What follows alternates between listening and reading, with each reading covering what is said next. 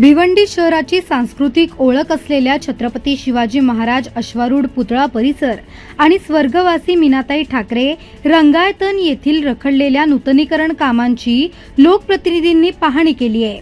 प्रभाग समिती क्रमांक 5 चे सभापती ॲडव्होकेट वैभव भोईर यांच्या नेतृत्वाखाली माजी आमदार रुपेश म्हात्रे, स्थायी समिती सदस्य ॲडव्होकेट मयुरेश पाटील यांच्यासह अनेक पदाधिकाऱ्यांनी कामाचा आढावा घेतला आहे।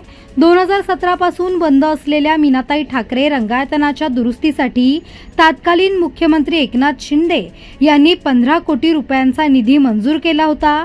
मात्र निधीअभावी काम रखडले होते।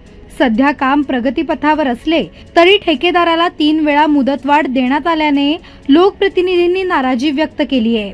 काम वेळेत आणि दर्जेदार पद्धतीने पूर्ण करण्याची मागणी यावेळी करण्यात आली आहे। माजी आमदार रुपेश म्हात्रे यांनी पालिकेच्या दुर्लक्षामुळे शहरातील वास्तू जीर्ण होत आहेत।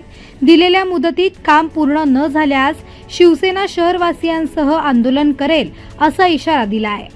तर ॲडव्होकेट वैभव भोईर यांनी दोन्ही ठिकाणची कामे प्रगतीपथावर असल्याचे सांगत रंगायतनाचे काम अधिक वेगाने पूर्ण करण्याची गरज व्यक्त केली आहे।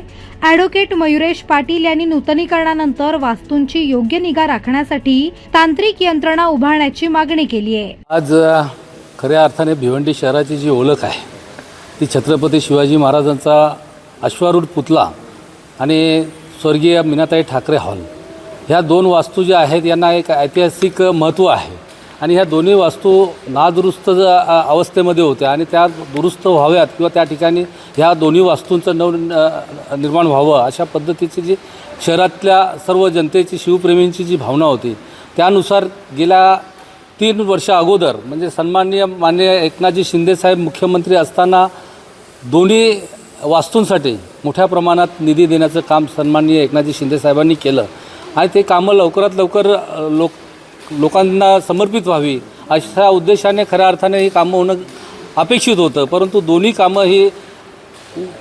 कामांना उशीर झालेला आहे। असलं तरी आम्ही त्या ठिकाणी ठेकेदारांना त्या ठिकाणी असलेले आर्किटेक्ट जे आहेत त्या सर्वांना भेटून आज पाहणी दौऱ्यामध्ये ती वास्तू अतिशय चांगल्या प्रकारे व्हावी ठिकाणी येऊन आम्ही ती पाहणी केलेली आहे।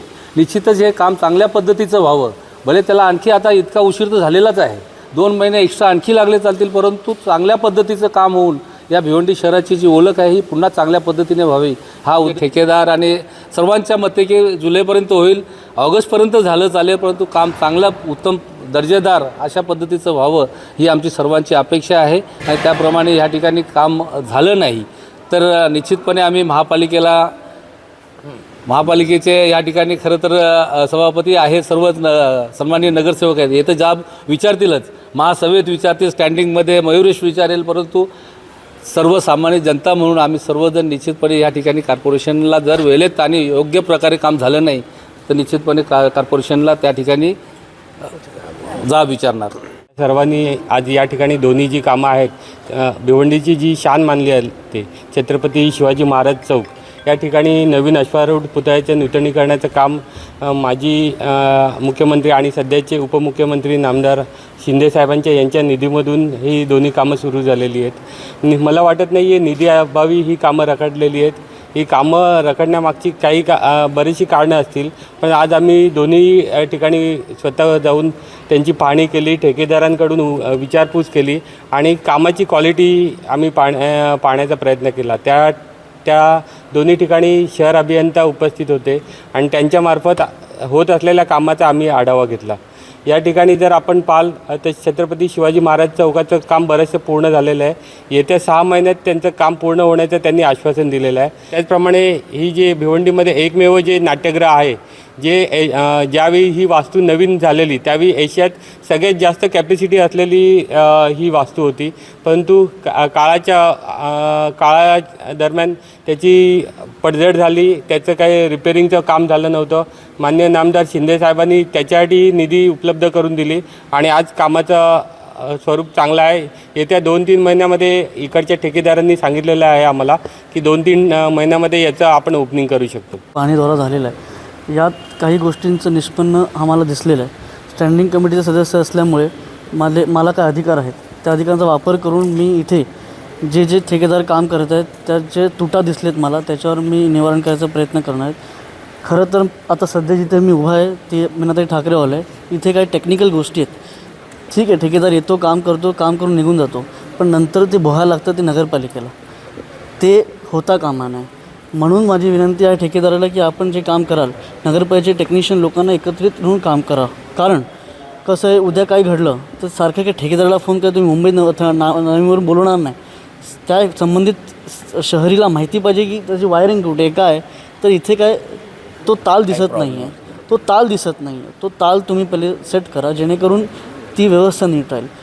बाहेरचे कलाकार इथे येतात, नाटक सादर करतात आपले, त्यांना सोयीसुविधा चांगली पाहिजे, म्हणजे ग्रीन रूम असेल याच्यावर लक्ष देणं गरजेचं आहे. आपण ज्या स्टेजवर उभे होत्या खाली काही गोष्टी आहेत त्यामुळे त्रास होतो. आणि हा परिसर मंडई परिसरात आहे, इथे पाणी खूप पावसाळ्यात भरत असतं, तर त्याचीही दक्षता इंजिनियर मते साहेब आहेत त्यांनी घ्यावी, जेणेकरून उद्या आपल्याला या गोष्टींचा एक्स्ट्रा खर्च नको. ऑलरेडी एवढी 10 करोडच्या निधीमध्ये अनेक खर्च झालेले आहेत, त्यात हा एक्स्ट्रा खर्च उपयोगी ठरणार नाही.